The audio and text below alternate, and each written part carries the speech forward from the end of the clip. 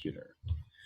So we're going to start going through the cervical, spine, and trunk lecture today, and then I'll talk about stuff for tomorrow, but we're going to start with this in kines today. So cervical, spine, and trunk. And this is in the kines mode. So now we're talking about what are we going to do for, goniometry, what are we going to do for manual muscle testing, that type of stuff. Interestingly enough, with the cervical spine and the trunk, so all of the spine, so going from the C-spine down to the L-spine, there are manual muscle tests for almost every section of the spine. And it's pretty rare that we do all of them, but they do exist. If we have somebody that's got a severe spinal impairment or maybe has a spinal cord injury, we absolutely do test kind of all of those manual muscle tests, but it's pretty rare. Most of the time, we're just doing gross testing and we don't so much worry about individual segments. So the motions at the spine, obviously at the neck, we have flexion, right? We have extension is coming back to neutral. We have hyperextension. Now, one thing I want to stress here, because if you go to a spine clinic, there's gonna be separated because you'll have capital and then you'll have cervical motions. So what do you think the difference between a capital motion and a cervical motion is? So capital flexion versus cervical flexion.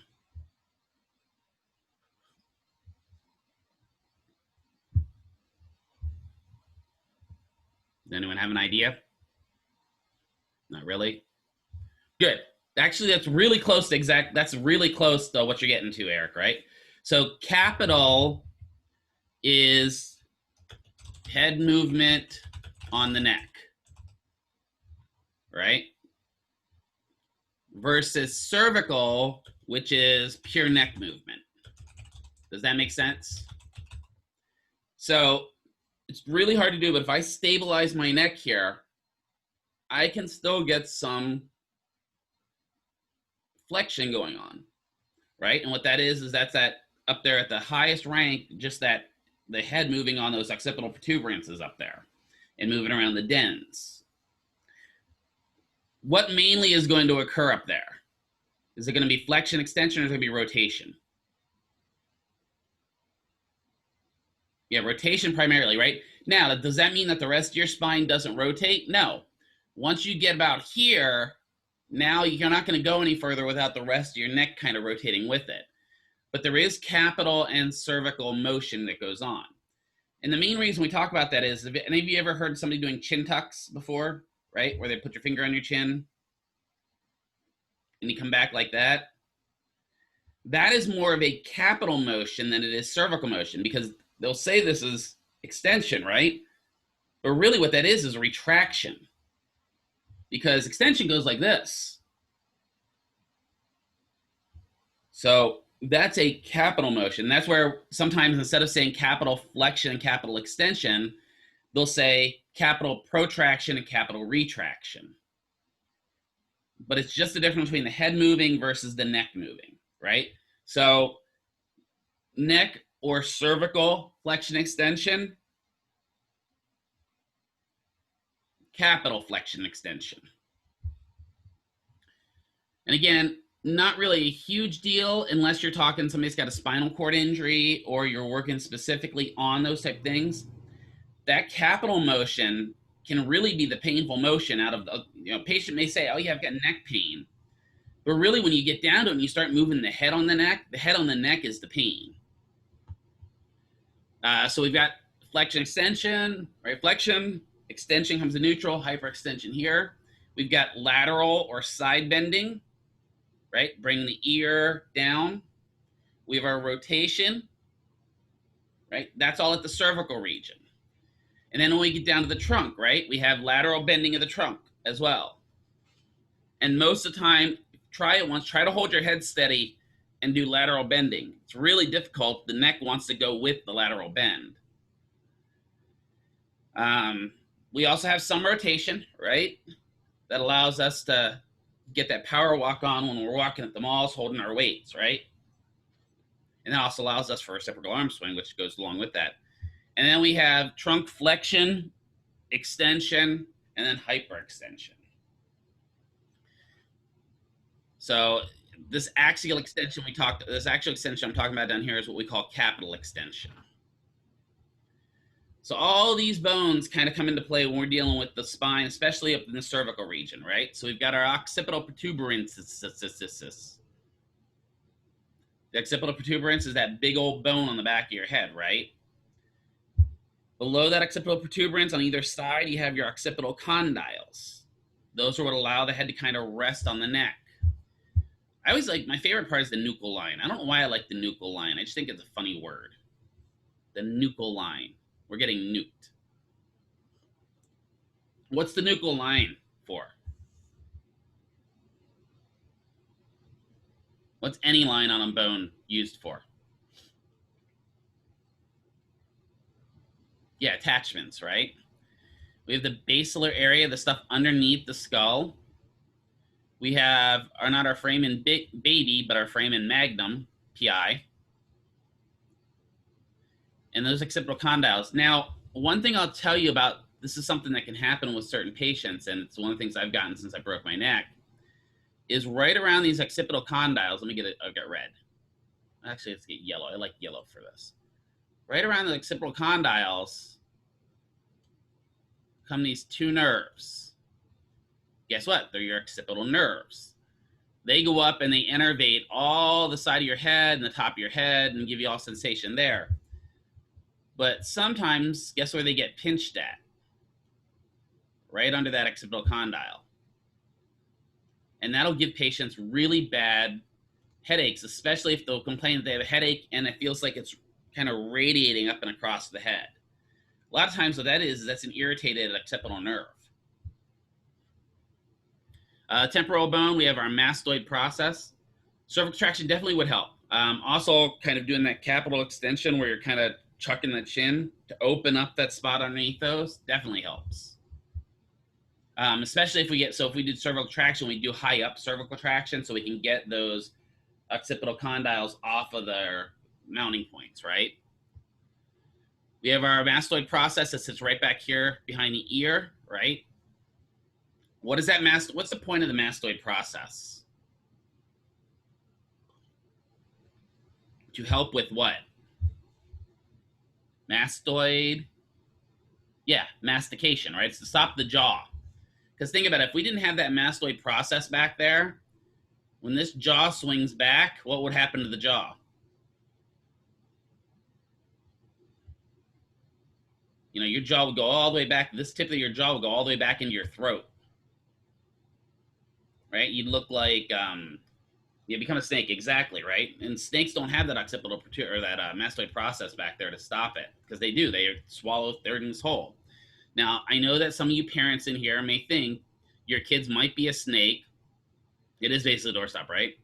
I know that you may think that your kids are a snake and they do swallow things whole, but I promise you they do chew a little bit. Okay, then we've got our spinal segments here up, right? We've got, what are the two bones here called?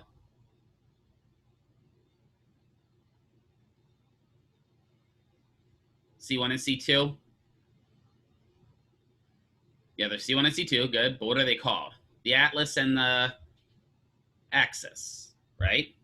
So we have the atlas and the axis. The atlas is where everything rests on, the axis does a lot of the rotation, right? So when we look at this, these little pads right here, right? These little these, I'm a different color because I use yellow for nerves, so we'll go purple. These big, thick pads of cartilage are for the occipital protuberances to rest, right? Then we have this nice hole here for the dens, which allows this to do rotation for us, right? We rotate right around that dens. What are the foramen for? What's the job of the foramen of the spine? So these little foramen out here specifically. This is for the spinal cord. What are the little ones for? Nerves, right? Those are those nerves that slip out. So we have all that up here on C1, and then C2, we have our dens. Our dens is really important because that's what allows us to have not only functional rotation, but it also keeps our head on our neck.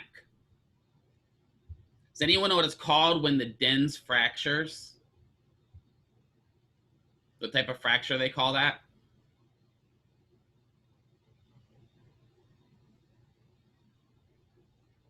So when that dens literally snaps off, and it snaps off right here at the neck. It's called a hangman's fracture. Because when you think about it, when we used to hang people, right? They drop down and they get that violent snap at the end. Believe it or not, that violent snap is what kills them. Because that violent snap snaps off the dens and literally severs the spinal cord. If you know, we're doing a polite hanging. If we're not doing something where we just take the chair out from under them and let them strangle to death. So we've got the articular processes. Now remember, our vertebrae all have superior and inferior articular processes, right? We have the ones that are articulate with the top, the bone above, and the ones that articulate with the bone below it. Then we have our lamina. We have our spinous processes, right? So our lamina, I always think of as our legs of our spinous process. The spinous processes are those points that you can feel on the back of your neck, unless you're like me and you don't have them, right? Why would we do a laminectomy and cut these out? Why might we do a laminectomy and come in and cut all of this off like I have? Yeah, to make more room. Right, we've got some spinal stenosis where everything's kind of closed off. So we'll cut those off to make more space for the spinal cord, or we can even come out here and do a foraminectomy or transverse process where we cut off some of those transverse process that allow for more nerve root window.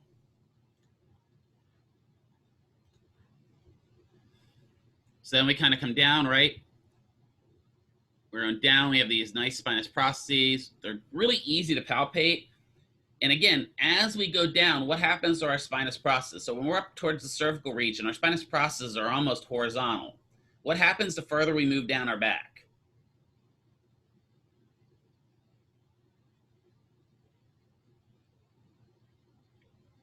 They kind of go like this, right? They do get bigger, but they also kind of articulate a little differently, right? They start going down because the muscles are different, right? We have a different line of pull, and that's why they start changing the further we go down.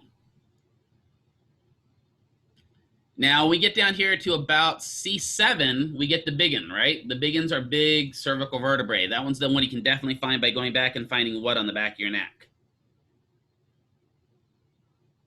You find that big old bump. And that big old bump is when you get down to C7. Right below that's going to be your C8 nerve root. That helps you kind of figure out where you're at. So remember, with the cervical vertebrae, there are 8 nerve roots, even though there are only how many cervical vertebrae? 7, right? That's the only one that's weird. And there are no C9s.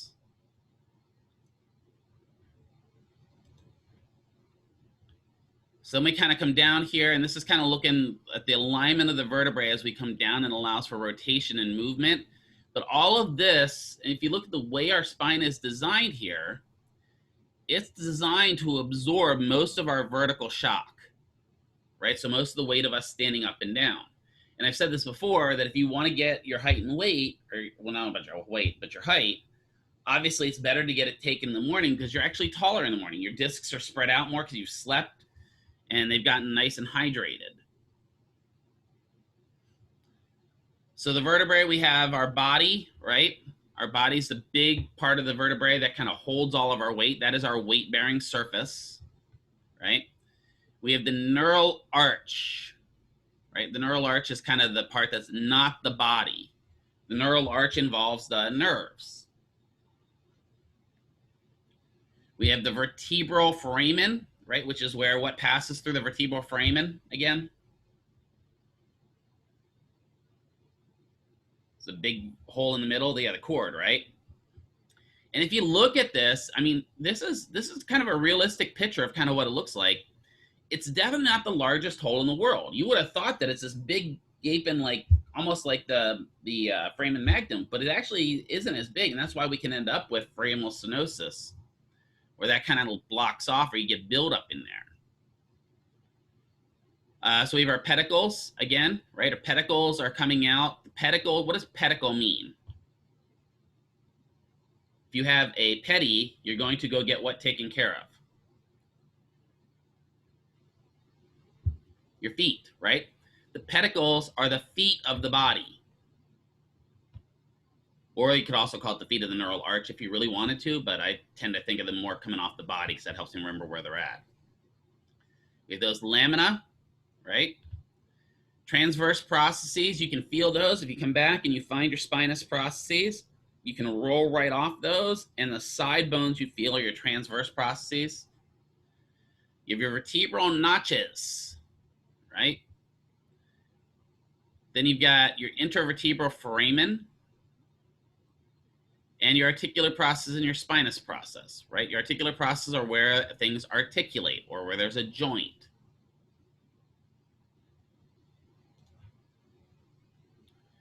Then we got our intervertebral discs, right? We have, and again, always think of this like a jelly donut. That's the best way you can keep this, because this is how, when we get to talking about herniations and sequestrations and stuff like that of the spine, you're going to think about what happens to the jelly in the donut. So the jelly is the nucleus pulposus, right? It is kind of a gooey substance. It's not fully liquid. It's more of the consistency of really, really, really super thick porridge. And then you have the annulus fibrosus, which is more of that really, really thick, just articular cartilage that allows us to bear weight down through it. But nucleus pulposus, it's completely encapsulated. So that annulus fibrosus goes all around it. It is inside of it. But sometimes, unfortunately, right, sometimes what happens is this jelly leaks. And you get little movements of it. Or worse yet, you get an opening and the jelly leaks out of the annulus fibrosus. And then we got problems. So at the joints themselves, right, we have the facet joints, and then we have the intervertebral articulations, right? A lot of the facets are usually going to be your costal facet joints. So if they are a costal facet, they are going to articulate with what? Ribs, right? Good. So here's kind of like looking at it. So the primary ligaments we have, right? We have the anterior longitudinal ligament, the posterior longitudinal ligament. We have the interspinal and the supraspinal.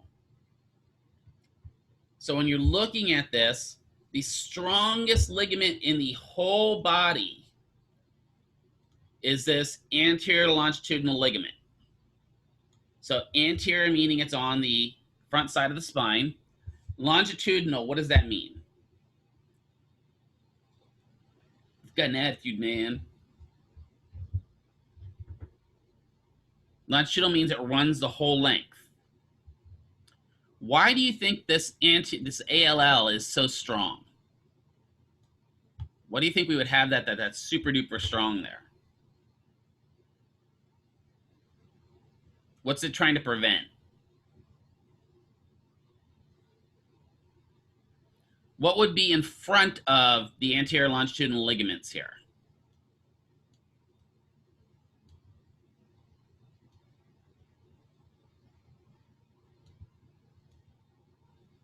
Yeah, our organs, right? That's my drawing of the heart and lungs. Looks like it, doesn't it? This is why Mr. McKeever is not an artist. Right? So your heart, your lungs, all of your organs. So it's trying to keep the spine from pushing forward into the organal space, right? The other job is to keep you upright more, right? This is why you don't often have an anterior slide of your vertebrae very often, because of that anterior longitudinal ligament being so thick and so effective, right? Then we have our posterior longitudinal ligament. Our posterior longitudinal ligament is in here in that foramen, and it's on the back side of the body. So the ALL and the PLL are on the body of the spine, right? Then we've got this supraspinal ligament. What do you think the supraspinal ligament is going to go between? What part of the, well, it's going to go between the skin and the back, right? Good. And it's going to go from spinous process to spinous process.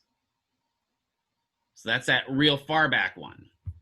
Then we have the interspinal ligament, which is going to go between the spinous processes, right? So that's this thick stuff in here, right?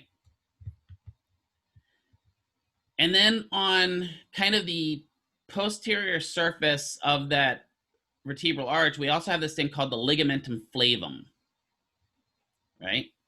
And that kind of keeps everything kind of encapsulated in where that spinal cord goes. So that keeps the spine pretty much in alignment, all these ligaments. Now we also have all kinds of muscles that attach as well, but that's the primary ligaments of the spine. So looking at it, this is kind of what that ligamentum flavum starts. It's on the inside of that vertebral foramen and allows everything to stay tight. And then this being the posterior aspect of the body, this is the PLL. This being the anterior aspect of the body, this is the ALL. There's our supraspinal ligament, and then there's our interspinal ligaments. I love the spinal ligaments because it's really easy to understand where they go and where they come from, right? They literally just go between the parts of the spine. It makes it really simple for me. So the nuchal ligament eventually will become the supraspinal ligament in the thoracic region. So that's kind of there, the ligamentum nuchae.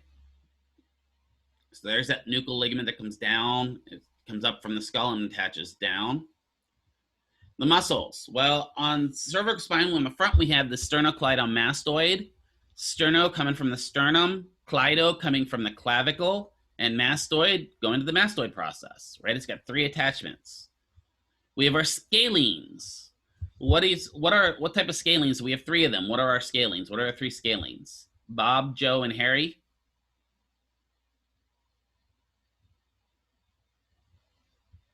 How do we name our scalenes? Anterior, middle, and posterior. Good, right? Sometimes you'll see anterior, lateral, and posterior, depending upon the book you're looking at, but it's pretty easy to understand that the lateral scalene is going to be that middle scalene. We have our prevertebral, all right, Mr. McKeever, you can speak today. Prevertebral group as well, which is before the vertebrae. It keeps everything kind of upright. On the posterior surface, there are a rack ton of muscles. I mean, just a rack ton. We've got the erector spinae group, right, which makes up a bunch of them. We have splenus capitis, splenus cervicus, and suboccipital group. But looking at those, the main ones we're usually talking about are those erector spinae, because that's the group that helps us erect ourselves or stand upright. So here's our SCM, right? Again, going from the sternum and the clavicle up to the mastoid process. Here's our scalenes, right? There's our middle scalene, there's our posterior scalene, and there's our anterior scalene. And if you look, we talked about this with nerves in the other class. Right here, you have a window. What do you think that window was called again?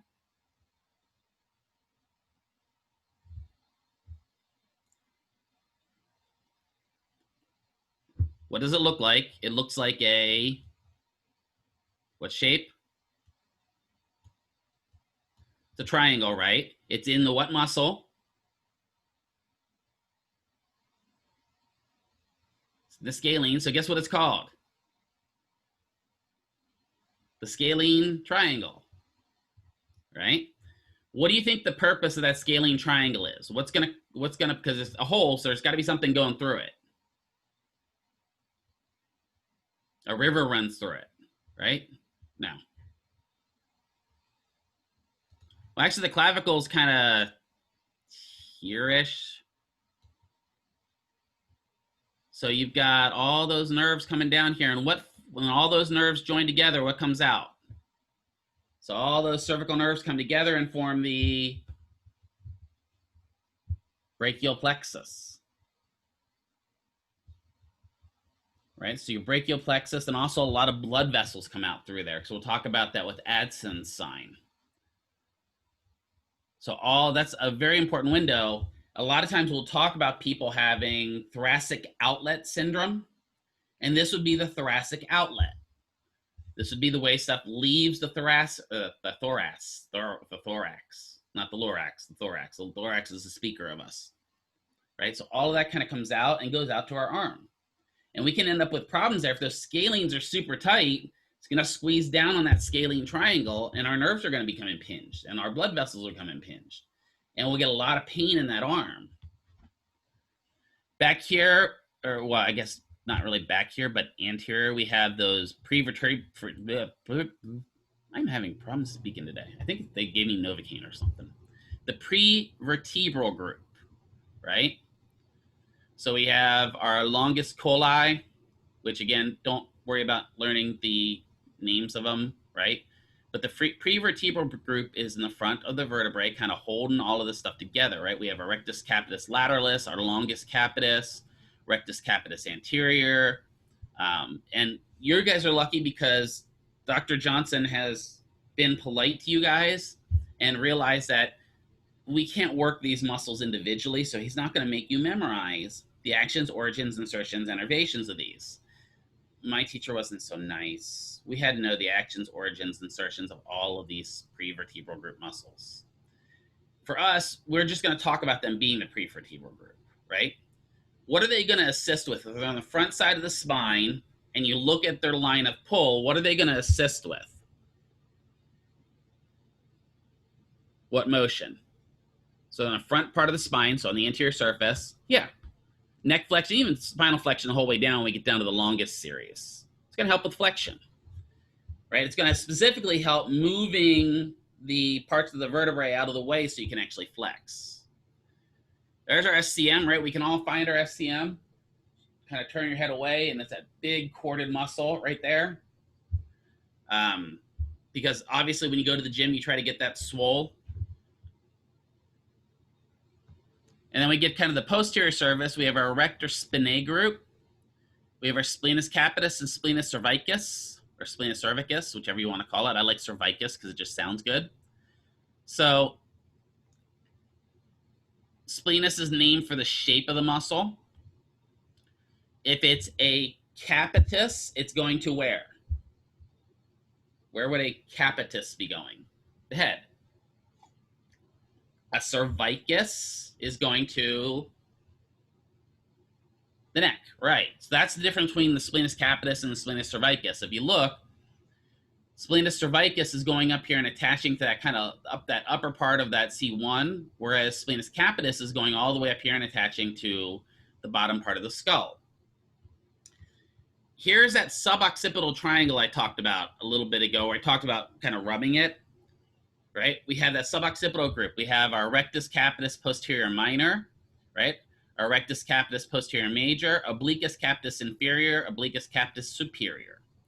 But if you look, again, it forms kind of this triangle shape. And that gets tight really frequently on people. And that's when they're like, oh my God, I've got a headache and it's right here. A lot of times that tension headache you get is from your neck, right? Does anyone here get tension headaches when you get stressed out? Right? Yeah. And think about it. When you get those, what is this coming? You kind of sit here like this, don't you? Like, oh, this sucks, right?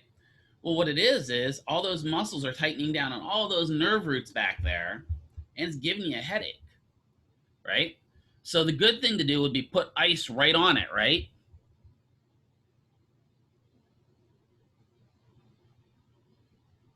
Well, ice will help. What will ice do? Ice will give us paresthesia. What do you think ice is going to do to that? Yep, exactly. What's going to happen if we put ice on a tight muscle? It's going to get what? It's going to make it smaller, right?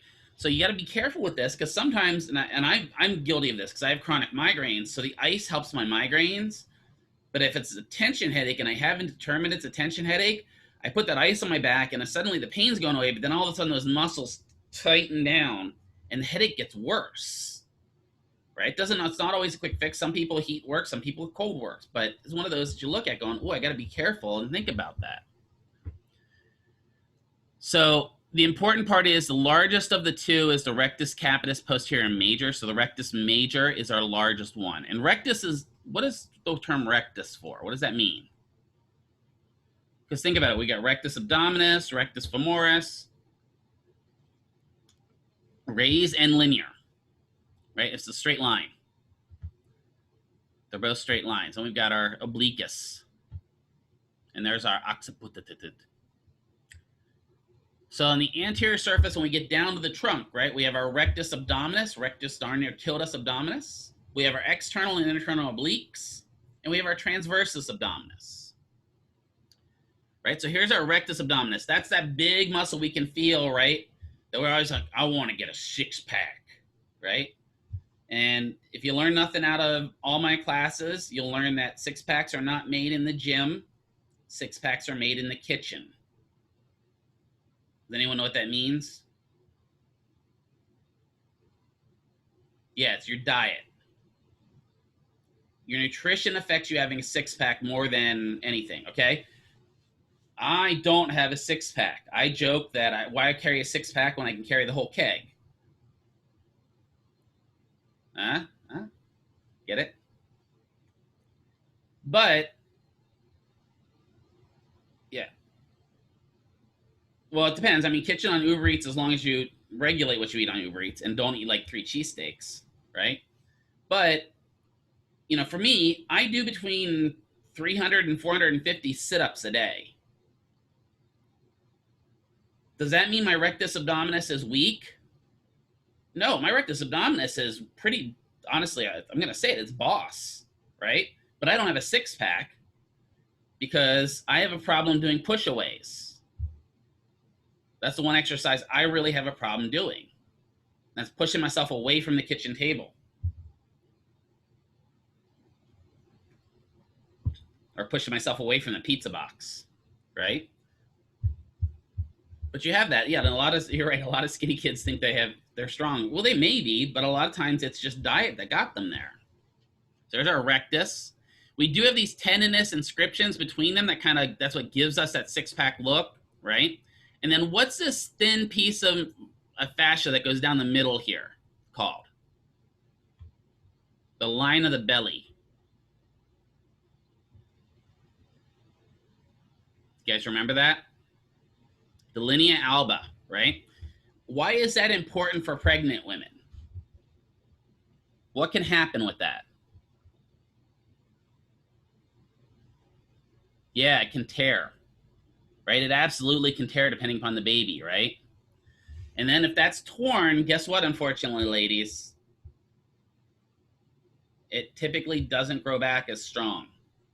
Yeah, and they may have to do surgery depending upon it, right? No more six-pack, more like now, hello, honey, hello, my baby, hello, my ragtime doll, right? But that splits open, and your stomach is going to be forever weaker. Doesn't mean you still can't do sit-ups, but you know, it's kind of something we're going to talk about when we get into the, women's health. Right? So there's our linea alba and that abdominal aponeurosis. There's our external obliques, right? So when I think external obliques, I think this way, right? And then our internal obliques, right? The other way. So external, internal. How do we exercise those? What can we add to a sit-up to exercise those? Yeah, a little bit of rotation, right? But also you got to remember, though, doing rotation with a flexion is what for the spine? Bad. So you got to be careful, right? You have to have functional strength to do that. If you make some little old lady do that, you could actually really mess up her back. So you got to be, that's one of those balance acts, right? That looked like you're pregnant forever, exactly. Have you guys seen the lady that was on Dr. Phil that says she's been pregnant for like 8 years? Calling it cryptid pregnancy. I think another word that starts with a CR is probably more appropriate. And then here we've got our transversus abdominis, right?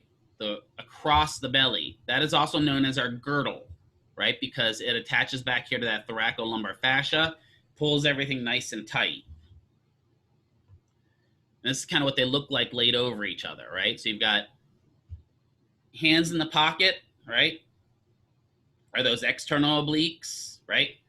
Hands out this way, internal obliques, rectus, transversus.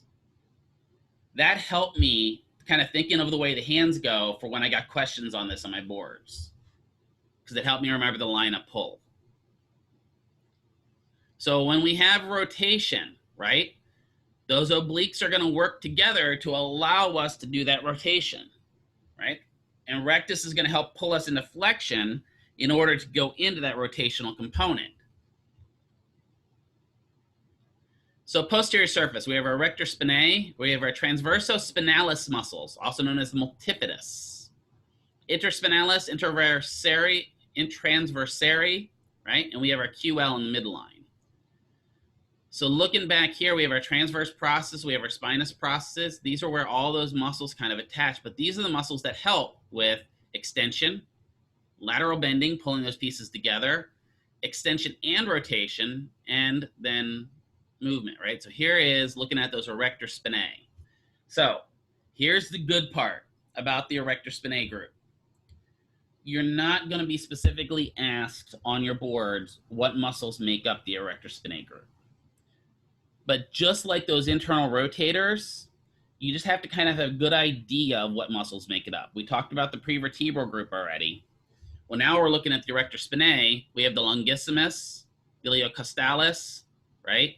So whenever you see longissimus or iliocostalis or spinalis, you should be thinking erector spinae. Longissimus, intercostalis, spinalis. Those are all going to be your posterior muscles that make up your erector spinae and help with extension of the spine. Then we have our multifidi, right? And the multifidi are going to work with that transversus abdominis in the core to allow us to have fully functional, nice, tight spine so that we actually have, what do we call this muscle? I don't know, it's kind of long, right? Exactly. I love when they get names. Yeah. Longissimus, right? Yeah, they really thought hard about that. And iliocostalis, that one's easy, right? Going from the ilium to the ribs. So at least that one makes sense. But I don't understand this one up here. Like, I don't know why they labeled this one up top, iliocostalis, either. I just gave up at that point. I think at some point they just gave up naming muscles. They ran out of time. They're like, time, I'm done. Right? So then back here, like, so we've got those multifidus or the transversospinalis. Now, the good news is your boards will call these multifidi. The multifidi is going to span 2 to 4 vertebrae segments, depending upon where you are, right? And they're going to help a lot with what type of motion here do you think, looking at them? They're going to help a little bit with extension, but what primarily you think multifidi are going to be responsible for?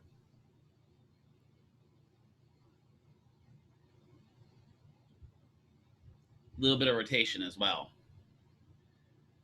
So we have our interspinalis muscles that are muscles going between the spinous processes over here, right? So interspinalis. And then we have between transverse processes.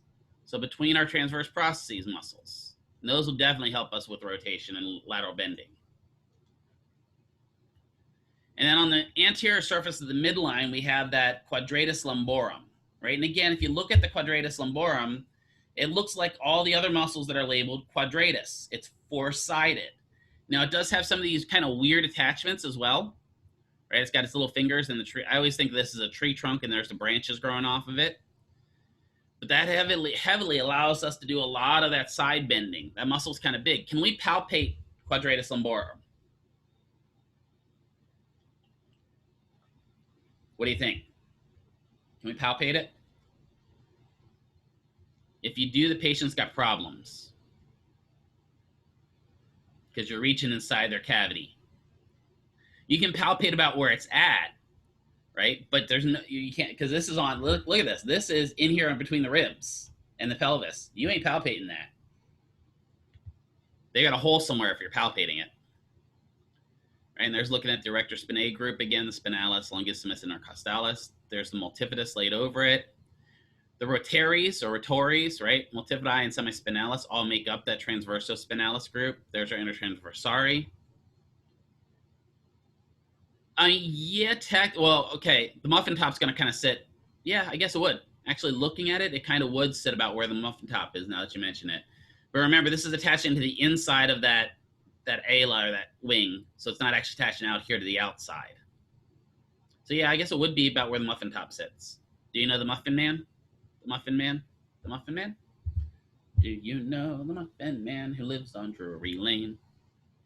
All right. We're going to get talking about the thorax and the thorax now. Breathing. So looking at the ribs, we have 7 true, 3 false, and 2 floaters. And it just like the Bible says, man has 1 less rib than women, right? Right. Thank you. Okay. I'm not picking on religion here. That is not what I'm saying here, but it's not true. There are you'll be amazed how many people actually I've taught through the program that swear and they will not agree with me on this because the Bible says so. The Bible also says slavery, but hey, whatever. So we have our true ribs, right? Our true ribs have their own kind of intercostal fascia. Our false ribs attach to the rib 7, right? So these are our false ribs. Then we've got our floaters. The floaters are kind of down here to protect us, but Erica will tell you the floaters are a lot of places where in the martial arts we're aiming a lot of shots because they don't have this nice thick articular cartilage here, and you can drive those into some very dangerous places. We have our sternum, which makes up the manubrium, the body, and the xiphoid. We have our costal cartilages, right? So that rib cartilage from Boston.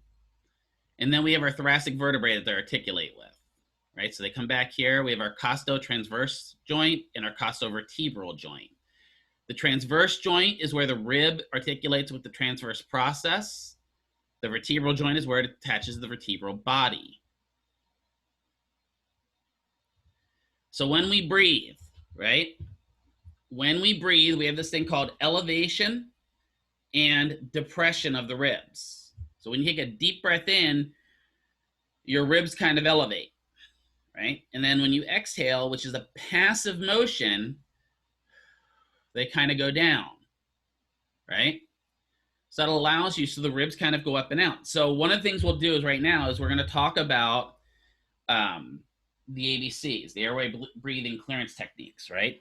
So we're going to actually practice breathing real quick. I know this is kind of weird, but I want you to think about this. What I want you to do, first of all, is put your hands somewhere up on your chest and feel the way you breathe. So put one hand on your chest, one hand on your belly. Don't think about it. Just take a good deep breath in and feel what rises on you.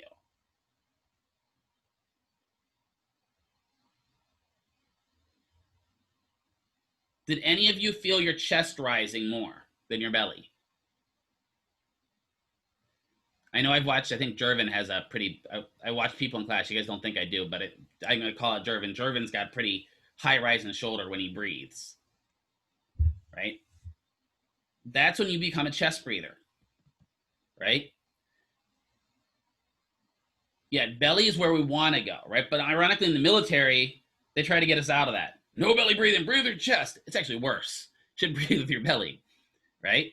So that's where we talk about diaphragmatic breathing, where we're getting the belly to go out. So this time what I want you to do is I want you to really focus on this time, right? So you're going to put your hand on your chest, put your hand on your belly, get a nice belly rub. No, don't do that. That's weird. Take a deep breath in. This time when you take a deep breath in, I want you to focus on making your belly big and not letting your chest rise. Take a deep breath in.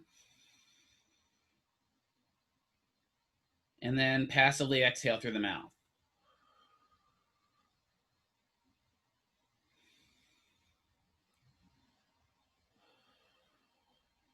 For some of you, this is going to be hard because you're a chest breather. And what we'll have to train you guys how to do is keeping your chest from rising. So that's stage 1 or phase 1 of breathing. It does. It's very relaxing, right? That's why when you're pregnant, it's one of the things they try to teach you, right? We're going to go to phase 2 now. So now you're going to take your hands, you're going to make little C's, and you're going to lay them on the side of your ribs. So this time, what I want you to feel is I want you to feel your belly come out. And when your belly kind of reaches the maximum space, relax and let your ribs expand. So not up, out. Put your hands here.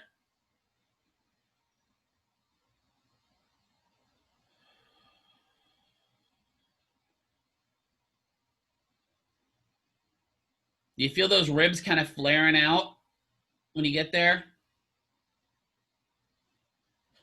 We're going to teach patients this. This is a training we're going to teach them. This is a relaxation training, but also teach them how to breathe properly.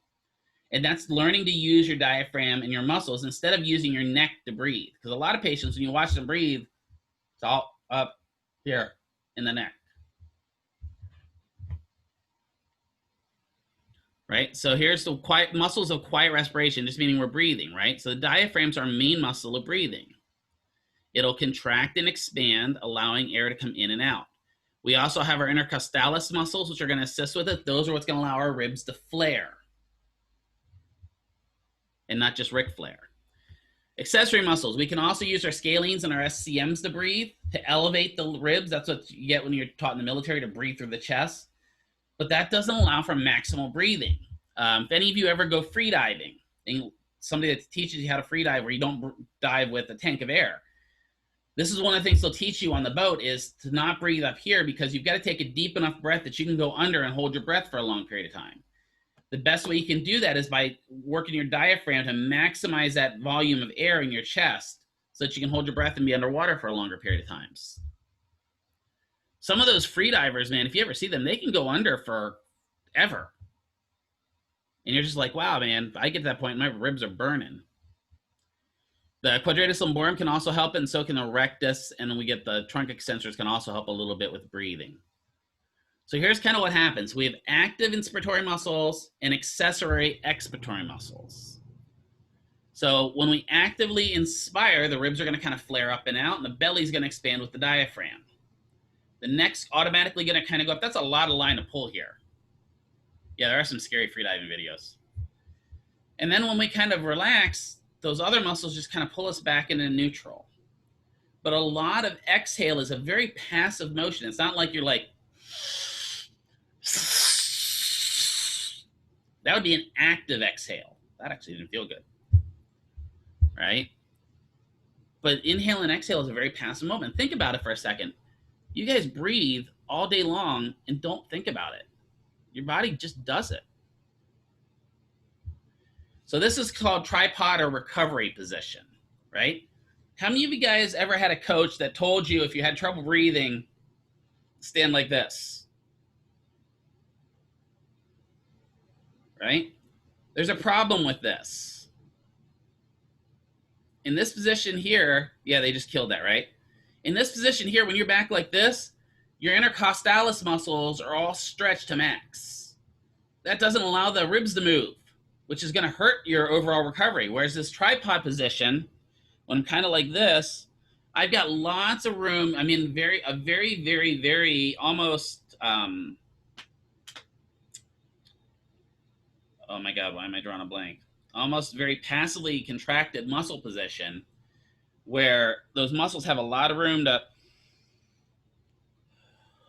expand and contract, right? They're almost actively insufficient, but not really. It just allows you to breathe a little better. It also opens up the chest so you can breathe just a little bit clearer, right? But this, my coach used to always in football, arms behind the head. All right, take some deep breaths in. Try that once though. So extend back, get your arms behind your head, and try breathing once.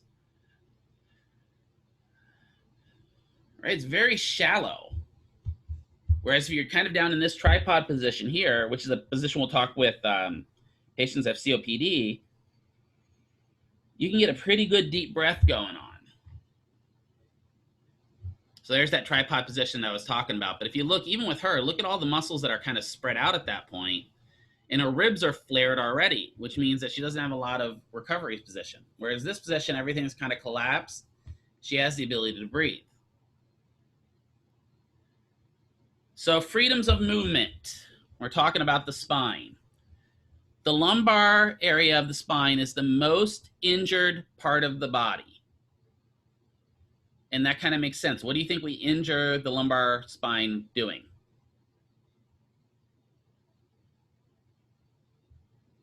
Well, falling downstairs, okay. But what do you think the number one reason we injure the low back is? What do we do that's bad for us? This. Hold on, let me get the book. Ugh. Right? Where we do that lumbar flexion and rotation, right? Especially lifting with rotation.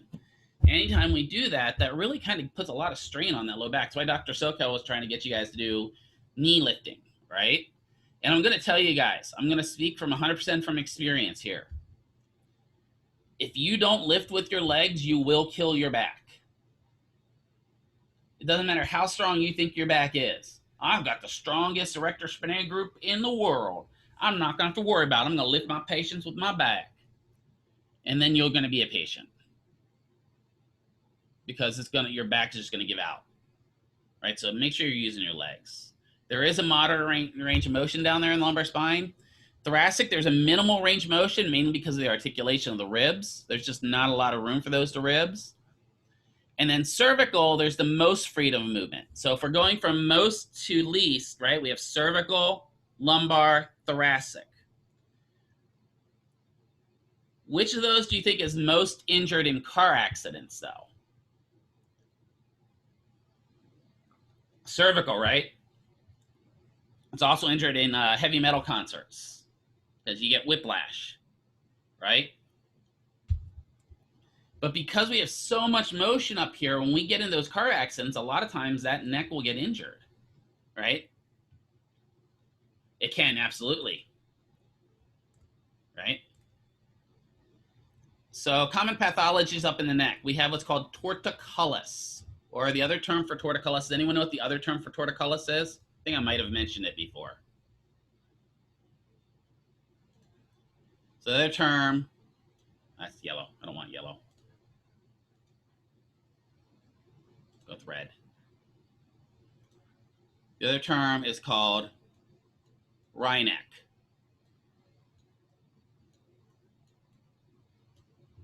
So Rhineck is the kind of less common term for torticollis. And a lot of times they'll call torticollis if it's a baby, and they'll call it Rhineck if it's an older person, like anywhere in their 30s or whatever. What do you think could cause you to get torticollis as an adult? So torticollis is where you kind of get this position where your neck's flexed and rotated away. So what muscle is it that's going to cause torticollis?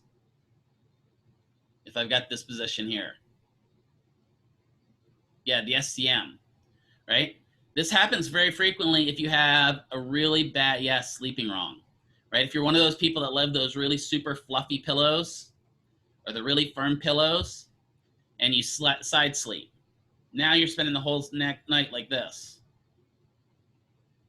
right?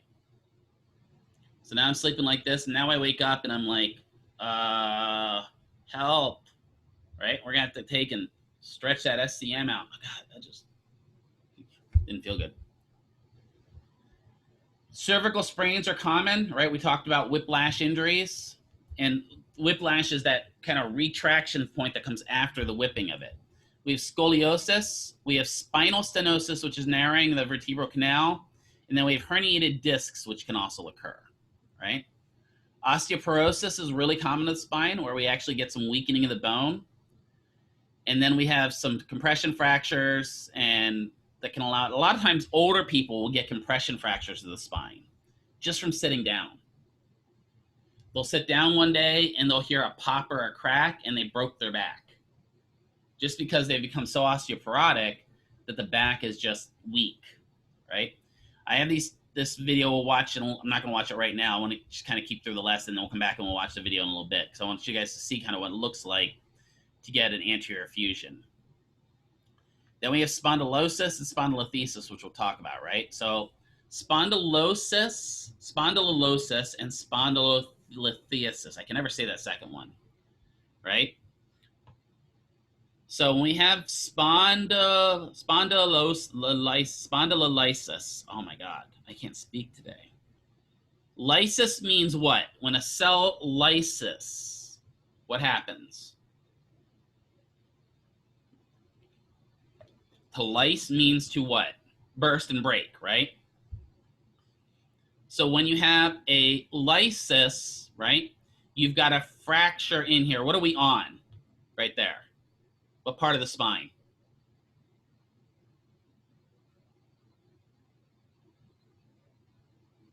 Yeah, well, okay, lumbar, but what part of the actual spinal part? Starts with an L2. Well, you got the spinal process back here. What's the foot of the spinous process? Not the pedicle, that's the foot of the body. The lamina, right? So when you have spondylolysis, that fracture occurs. When you have spondylolisthesis, and I don't like this because listhesis means that it's separated and pulled apart. That's what that literally means. We've got a fracture initially that's kind of weak. We get a weak part, that's spondylolysis. Spondylolisthesis is where that part just kind of snaps off. That's going to be a natural laminectomy. If that breaks like that, is that going to cause problems? Yeah, because now this whole posterior compartment of the spine can collapse.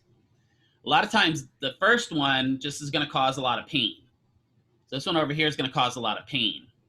What they're going to do is they're actually going to go in and do a laminectomy and a spinectomy, where they remove the spinous processes.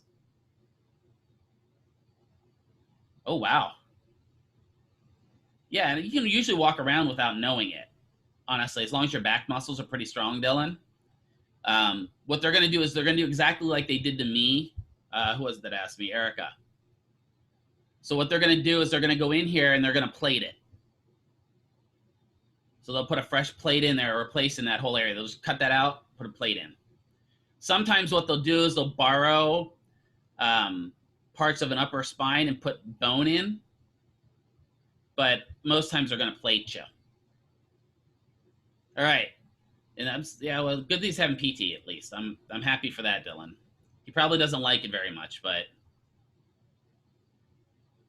are they going to do surgery once stuff's kind of cleaned up?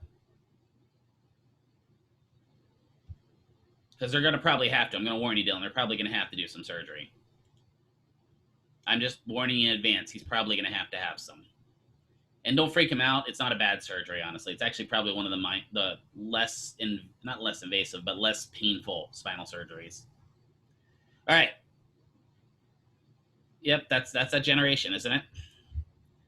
That's open and closed pack position. Open pack position is midway between neutral and flexion. So what I think of a lot of times is my open pack position of the spine is almost that tripod position. Does that make sense? It's kind of where I'm here. In that position, that's where we're going to mobilize the spine. Closed packed is full extension. And this can be a little bit weird because think of those chiropractors. What position do they put you in order to crack your back?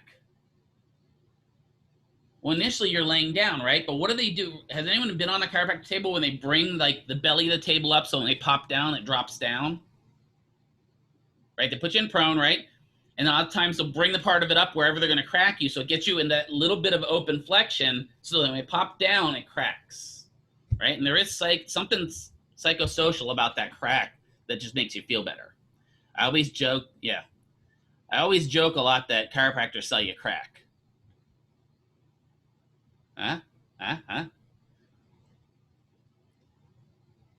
So with the spine, capsular pattern, again, capsular patterns looking at non-muscular and non-musculoskeletal problem, right? In the cervical region, you'll have equal limitations of all motion except flexion. So if your problem, and I've got a capsular problem in my neck, so I have really fairly normal flexion, right? My extension is limited, and definitely my rotation is limited.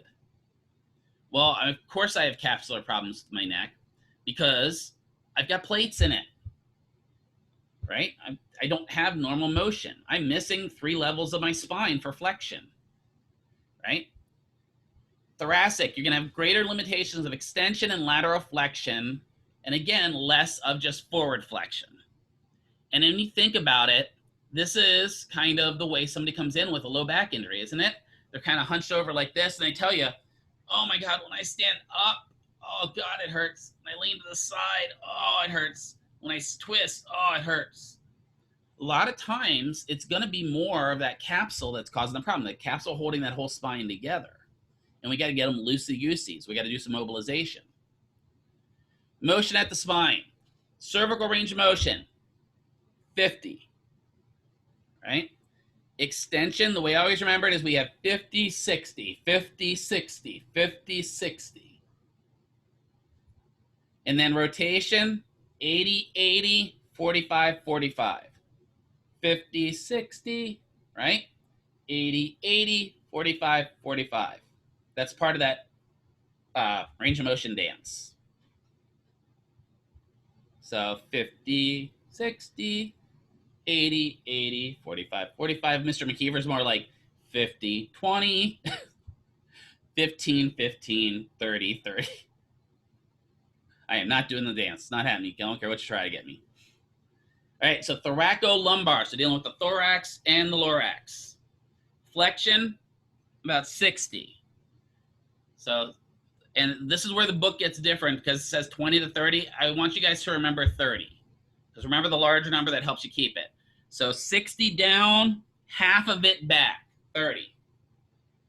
Side bending, 35, 35, 45, 45.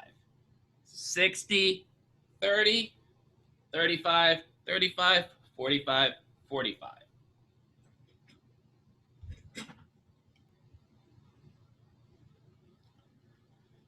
In order for functional range of motion at the spine, in order to look at the ceiling, I'm not sure why, but if you want to look at the ceiling, I mean, you can, you're going to need about full range of motion of the spine, right? We talked about it back here. Full range of motion, 60 degrees. Well, yeah, if you're going to look at the ceiling, right, you've got to have kind of 40 to 50 degrees. How else could you substitute to look at the ceiling if you don't have full range of motion? So if I don't have full range of motion in my neck, I can only go here. I could stand at a different angle, or I could do one of these, right, where I do a little bit of rotation and extension of the lower spine. Look over the shoulder. This is important for what? Driving. This is where Mr. McKeever actually has a problem, right? So you're supposed to have 60 to 70 degrees of looking over shoulder. I'm kind of limited. I lose a lot on my right side. Left side, I'm usually okay, but I lose a lot on my right side for blind side. That's why, you know, I probably should have one of those, what do you call it? One of those, the cameras that have the blind spot detectors, but I don't. I just drive my truck into everything. Just joking, I don't do that. So we talked about joint motions. We have flexion, extension, lateral flexion, and rotation at the cervical. Flexion, extension, lateral, lateral, rotation, rotation. Thoracolumbar, flexion, extension, lateral, lateral, rotation, rotation. All that's going to come into play here. So manual muscle testing. The traditional manual muscle testing we're going to do of the spine is we're going to test flexion, extension, and rotation.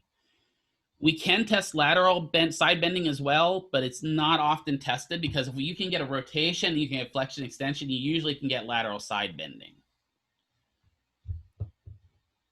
So let's think of this for a little bit, because depending upon where you are will depend upon how they test the cervical range of motion. If I am going to get cervical flexion against gravity, what position am I going to have to be in?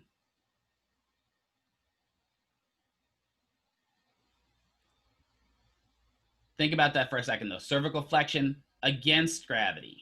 That's going to go with gravity. Gravity's helping me. I'm going to have to be in supine, right?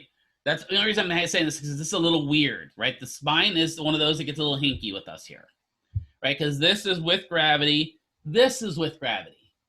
So now for extension, what position am I going to have to be in?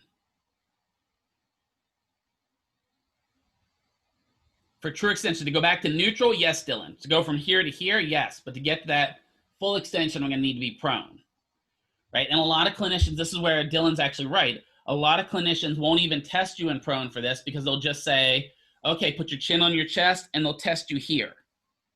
Because technically, that's still going against gravity.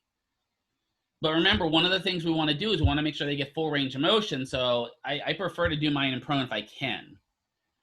And then rotation is one of those weird ones. We're not going to test this one typically against gravity, because that's just weird. Lay you on your side and rotate up, right? Most of the time, you're just going to test this in seated where we're here, and they're going to go across. Trunk extension is going to be thoracic extension primarily. So in order for me to extend back against gravity, I'm going to have to be prone. And then in order for me to do trunk flexion, I'm basically going to do a what? What do you think the manual muscle test for doing a trunk flexion is going to be? What exercise? A sit-up. Yeah. Right? So it's not too uncommon from what most patients do. One thing I'm going to remind you about doing specifically cervical manual muscle testing. Think of how small those muscles are in your cervical spine, right? Now, there's a lot of them. They work in conjunction with each other. But this is not the time to come in and go, okay, Mary, I'm going to put my hand on the side of your head. I want you to turn to the right. Don't let me turn you to the left. Hey, right? Because you're going to cause them all kinds of problems. And especially if you've got a patient that already has cervical issues where they're getting headaches, if you put a lot of force into your manual muscle testing, you are going to flare them bad. And then what's the likelihood of them coming back if you do that? Yeah, slim, right? So this is that balance. We've got to get them working, but we also don't want to cause these patients to have a flare where they don't want to come back. All right, so that is it for this lecture. We will go over the video then. I want to stop sharing screen here. I did. I want to stop recording. Where's my record button at? Move you over here where I can see you.